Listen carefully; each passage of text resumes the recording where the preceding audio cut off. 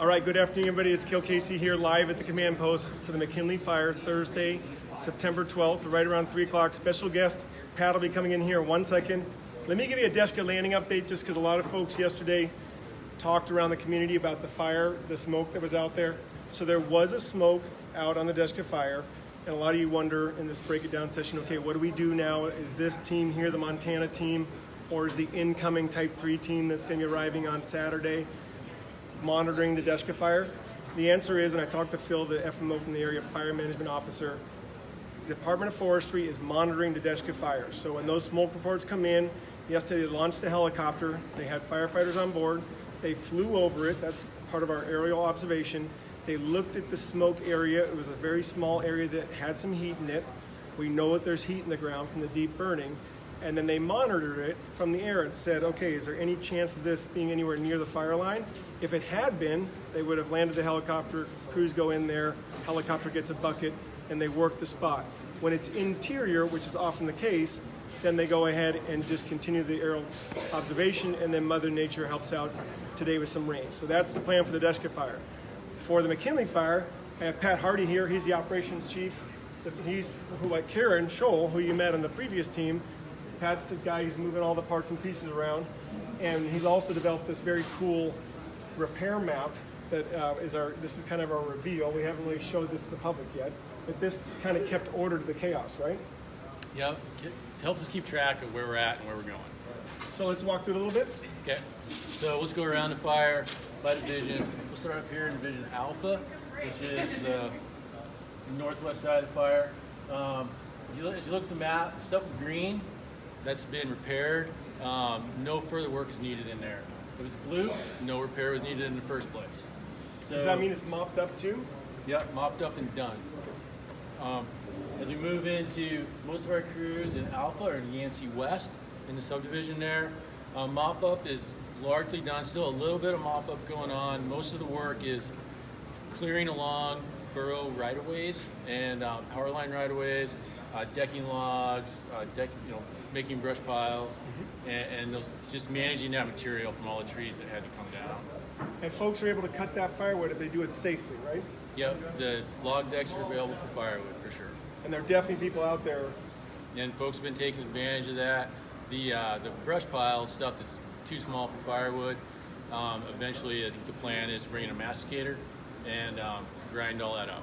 And I did see the masticator working in the middle part of the fire. I've got some video that I'll put on YouTube so you all at home can see it. Yeah, currently the masticator is working on the Parks Highway right away, just grinding up the small, non-firewood type debris.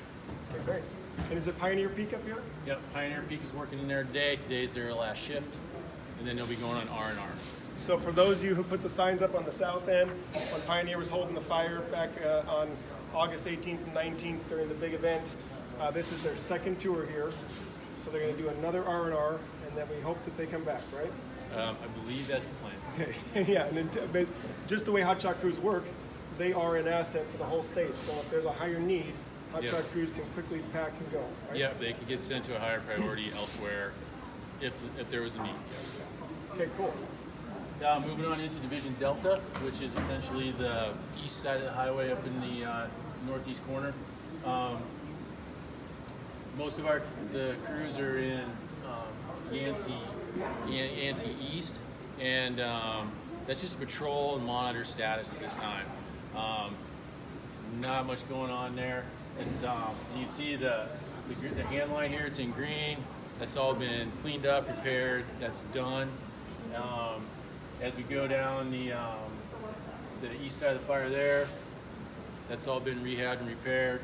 And all the way down here, you see the orange, that's hand line, it's been rehabbed, and we're just waiting for the resource advisor to take a look at it, say, yep, it's good, you're done, and then it will turn green as well. So for folks at home, let's break that down. The resource advisor gives us our marching orders for how to make this right. Like, what does right look like? And for every fire, that's a little bit different. Yep, they give us the specs on how they want the lines rehabbed, how they want stream crossings rehabbed, all those sorts of things. They line it out for us, and we implement it for them. So in this case, I know a lot of locals are asking, okay, will there be any of these dozer lines or areas where we can then use as trap lines, snow machine trails, or dog mushing trails? In this case, the rehabilitation standards were to cover things back up. Yep. So dozer line on McKinley Fire, the dozer berm was rolled back in, and areas where a lot of trees were felled and pushed back, those trees were brought back across that line. So if that's a disappointment to some of you out there, we understand that, but that was the direction that Forestry gave this team, and this team's job is to do the best job they can do with the plan that they have. So if you were planning on hoping to use some of these, we'll have the trees back over them, it won't be a smooth surface. Maybe there'll be still a little visual disruption because, of course, we've changed things. Yeah, I mean, there'll still be a saw cut in places where the trees were cut or the brush was brushed back off of the line, but the lines themselves have been rehabbed. So if there's a deep snow year, that might end up becoming a trail regardless, just because maybe some of the brush was down. Because I know that's always a big topic in Alaska, what's going to be available for the mushers, the hunters, the trap liners, and hopefully we answered your question there. We'll try to get some visuals for you. Okay, great. Yep. Moving down to Division Kilo, which is essentially the crop circle area. That's mop up and patrol status. There's still the occasional heat that they're finding in a deep duff or in a big berm with an ash pit or something. So folks are still patrolling that, still mopping up as needed. Once again, the dozer line through here has been rehabbed and it's completed, and we're just waiting for the reeds to take a look at it. You see a section here, it's all in blue. That means there was no repair needed, and that's essentially where the fire burned up to Caswell Creek. Okay. So no dozer line there, and we didn't have to do anything to rehab. You'll see these little hazard symbols on the map, and those are areas of heat, large berms, large ash pits that were too hazardous to mop up. And so those areas have been flagged,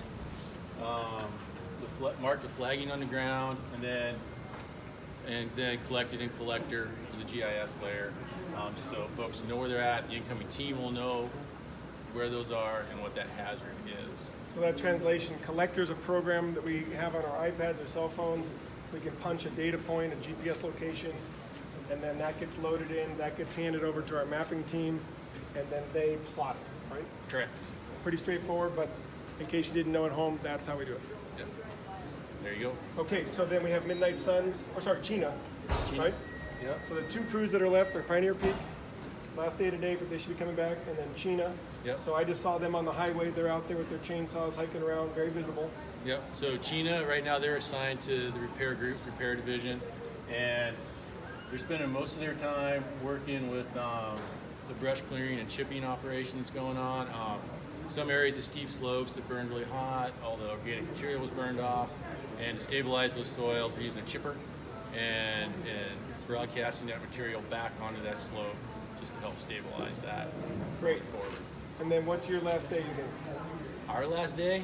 The last day for this team is, our last shift is tomorrow, Friday, 13th, and then we'll be traveling home the 14th. And then tomorrow will be a transition or a shadow day, right, for the small organization? Yep, Type 3 team is coming in behind us. They'll shadow us on Friday and then transition Saturday morning. Okay, and then what's your plan? I'm going to go home. Back to Montana? Yes, back to Montana. Right. Thanks, Pat. Appreciate Thank it. you. So if you have questions for Pat, go ahead and put them on the feed right now, because we want to make sure whether you're watching live or on the rebroadcast, our mission is to answer every single question. So Pat just ran through. We still have the crews out there. We have 6 engines working the fire as well.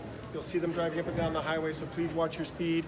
We have the skid steers and the excavators and chippers. Those are all what Pat and his operations team manage. So everything on the fire is still being coordinated from the operations team as to exactly where it's supposed to be. That was my dog Misty, who just barked because she wants attention. So that's she's also in the command post here. And then we have a room of people here that are with the Montana team that are getting all their paperwork ready and all their, we call it a package, a financial package, and all the transition documents, because tomorrow Zane Brown will be the Incident Commander 3. Zane's a well-known firefighter who lives up in the Fairbanks area. And then there'll be several of us staying along, a much smaller organization, probably 60 to 80 people at first is my guess.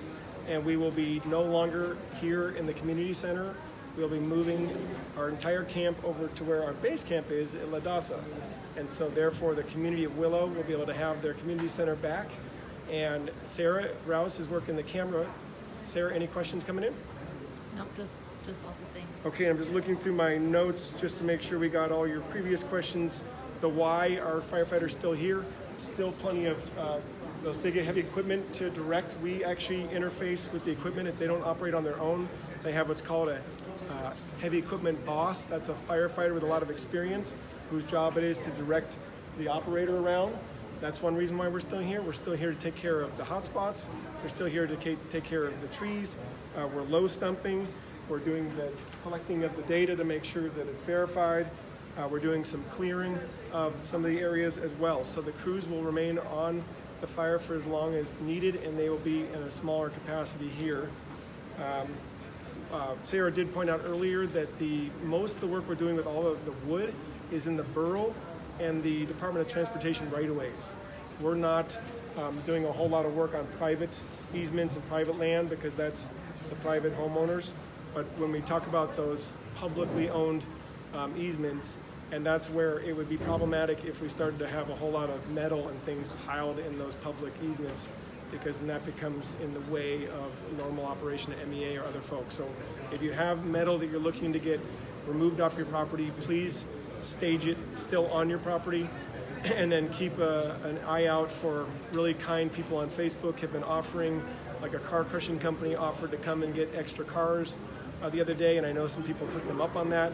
So just keep aware that we are trying to keep the public easements metal and debris free, and that we're working as best we can. We ask you to work with us. Is there anything else?